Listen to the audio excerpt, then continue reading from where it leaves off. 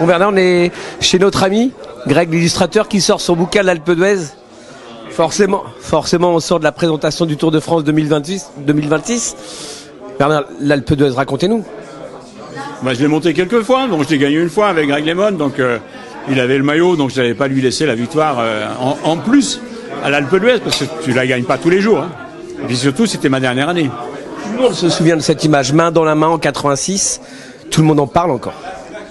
Ah, c'est sûr, parce que c'est rare que deux équipiers arrivent en même temps à l'Alpe d'Huez, avec le maillot jaune et celui qui allait faire deuxième derrière. Donc c'était assez exceptionnel, quoi. 2 fois l'Alpe d'Huez en 2026, c'est trop? Mais on l'a déjà fait. Faut pas l'oublier, on l'a déjà fait. Moi, je l'ai déjà fait une année. C'est il y a très longtemps. Il faudrait regarder dans les archives, mais on l'a monté deux jours de suite. Mais c'est 2 parcours différents.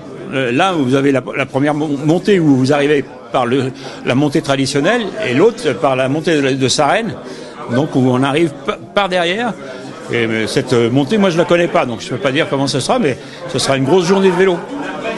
Justement, quand on regarde le parcours, on a l'impression que c'est taillé pour Pogačar avec cette difficulté du samedi. Si, avec celle-là. Je pense que c'est un tour qui est fait pour lui. Parce que quand on voit comment il domine le vélo actuellement, à moins d'un incident, je vois pas comment quelqu'un pourrait l'inquiéter. Comment on gagne l'Alpe d'Huez? Il faut être devant, c'est tout. C'est-à-dire? Il faut être devant, quoi. Il faut pas se faire piéger, il faut pas laisser partir. Si on veut gagner l'Alpe d'Huez, il faut pas laisser quelqu'un partir, et puis ça se passe très bien. On attend forcément votre successeur. Tout le monde parle là en ce moment d'un Paul Sexas. Qu'est-ce que vous en pensez? Est-ce qu'il doit faire le Tour 2026? À mon avis, non.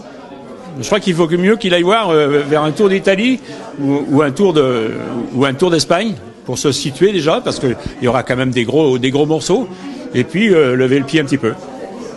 Ils sont fous de mettre 2 fois l'Alpe d'Huez ou pas? Mais non, mais c'est les coureurs qui choisissent. Si ça leur plaît pas, ils rentrent pas. Merci Bernard.